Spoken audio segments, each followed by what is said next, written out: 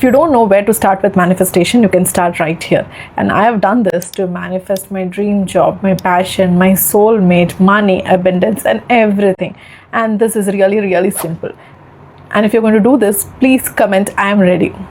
It's a letter to your future self, but it is not just letter. So what I want you to do is, I want you to write a letter to your future self. Okay? And future self has to be within 1 year, because if it's too far, you will be losing motivation.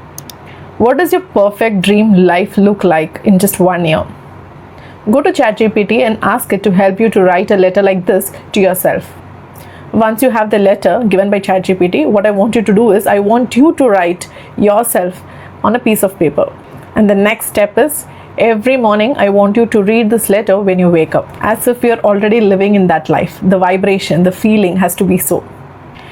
And the second step I want you to do is, I want you to read out the letter into your phone, and you have to start recording it in your own voice.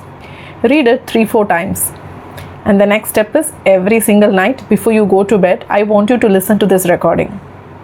Do that over and over again, morning and night. And I guarantee you that it will go into your subconscious mind, and you will start walking, talking, and taking actions like as if you're manifesting it.